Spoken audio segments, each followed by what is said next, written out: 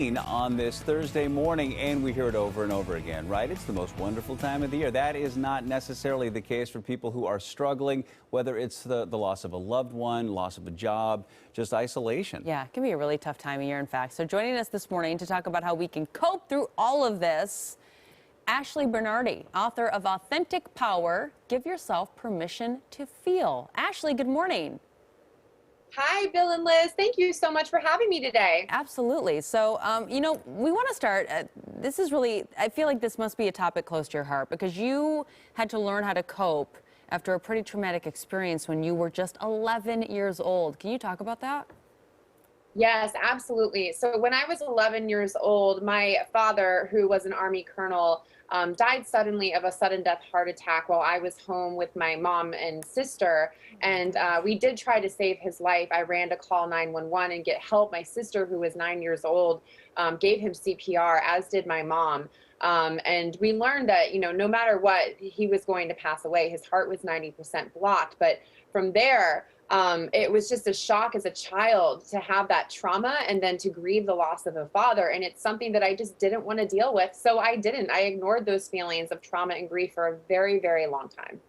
Wow. So what would you recommend to people who are dealing with something like that? I mean, because it's easy to just say, I'm okay, I'm cool, Yeah. I can deal with this, happy holidays. What would you suggest to people dealing with something like that?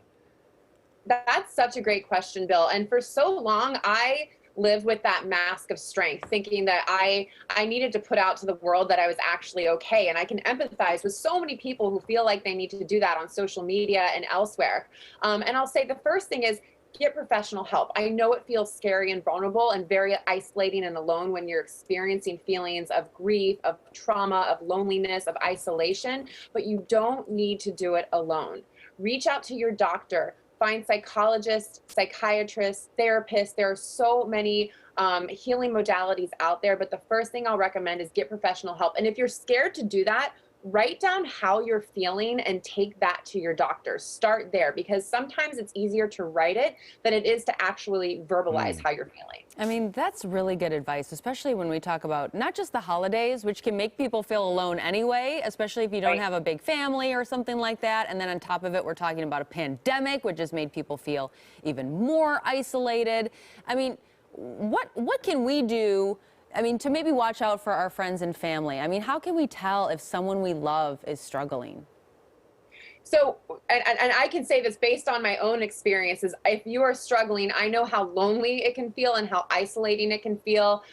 This person may not want to go out. They may not want to talk on the phone. They might just want to shut themselves in a cocoon because that's the easiest and safest thing to do. But I'll say, check on your loved ones, even if they seem like they're okay. I'm a pretty friendly, happy person, and I look that way because I put on that mask of strength. Check in on them and just sit with them. And if they're feeling okay, just sit with them. I remember also just crying in front of my friends, and they held space for me. So if you can just hold that space for your loved ones, no matter what feeling they're feeling, that is a safe way for them to help process it. We have some of the highest rates of seasonal affective disorder here in the Northwest than anywhere else, and I wonder if that's a factor in the holiday blues too.